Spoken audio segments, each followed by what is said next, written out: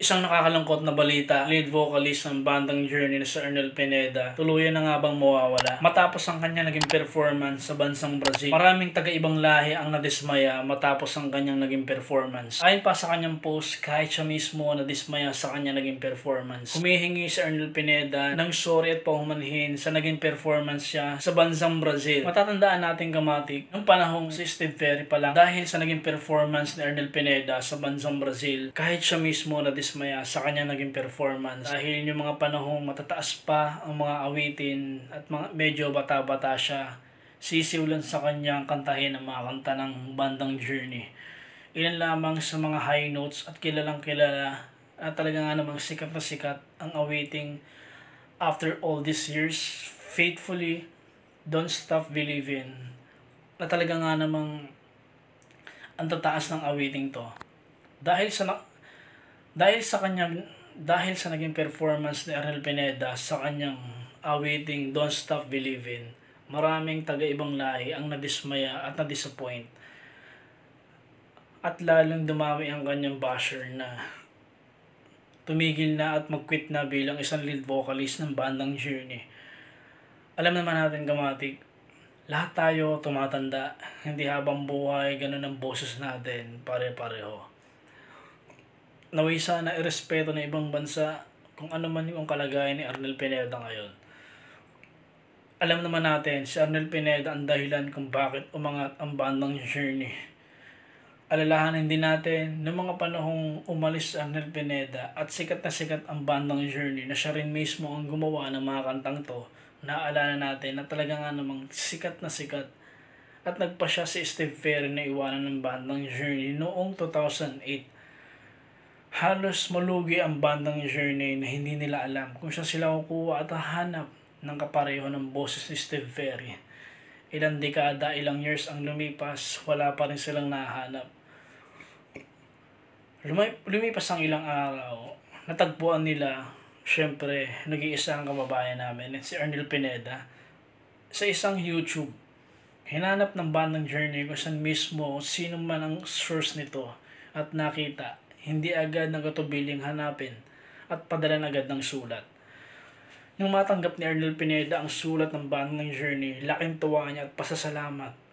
Dahil siya mismo nagulat din at di na siya nag-aksaya ng panahon na puntahan agad ang bandang yun. Nag-rehearsal agad, practice. Sa una, hindi siya tanggap ng taga-ibang bansa na marami ang nambabash sa kanya. Pero unti-unti may mga tumatanggap na hanggang sa tumagal ngayon 2024. Ito na nga ang ginanap ng concert ng bandang Journey sa bansang Brazil. Nung kinanta niya ang Don't Stop Believin', maraming tagahanga niya ang na-disappoint at nadismaya sa naging performance niya. Kung mapapansin niyo ang videos, kamatik pwede niyong balikan, halos parang basag ang kanyang vocal cords. At ang sabi niya pa nga, nagkaroon daw ng ear monitoring ang kanyang sound system. Yun din ang naging dahilan kung bakit nasira ang kanyang performance. Dahil sa nangyaring to, humingi ng sorry at paumanhin si Arnel Pineda. At sinabi niya pa nga, kung aabot man ng million, thousand, billion, willing daw siyang umalis bilang isang lead vocalist ng bandang Journey. Marami namang Pilipino at taga-ibang bansa ang nakiramay na mag-stay at wag aalis. Siyempre, isa na tayo doon. Naway sana, irespeto natin kung ano yung kalagayan ni Arnel ngayon. Dahil ulitin ko nga, hindi habang buhay, bata tayo, tumatanda tayo, naturod lang na magkaroon ng pagbabago sa boses. Pero sana naman, irespeto pa rin natin. Hindi naman mawawala ang basher, nandyan pa rin yan eh. Para kay Idol Arnel Pineda, huwag kang aalis, laban lang, stay. Okay? Para sa mga tagahanga mo dito sa Pilipinas, kami yun.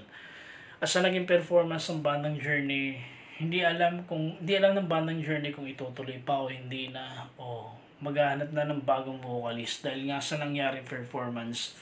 Pero sana, wag, at sana mag-stay lang siya. Alam naman natin na mga kabanda niya is naniniwala pa rin sa kakayahan niya.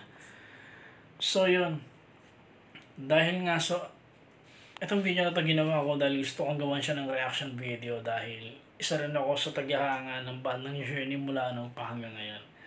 Itong video na to para sa lahat ng mga tagahanga ng bandang Journey at nagmamahal kay Arnel Pineda. Naway sana kayo rin na maging dahilan para mag-stay pa si Arnel Pineda sa bandang Journey. So yun, kung gusto mong video na to, syempre, i-like mo na yan at mag-subscribe ka na sa channel natin at i-click mo na rin notification bell para updated ka sa tuwing may bago tayong latest uploads. So yun, kumating hanggang dito na lang ang videos ko. Maraming salamat sa lahat ng mga nanonood at tinatapos ng videos ko.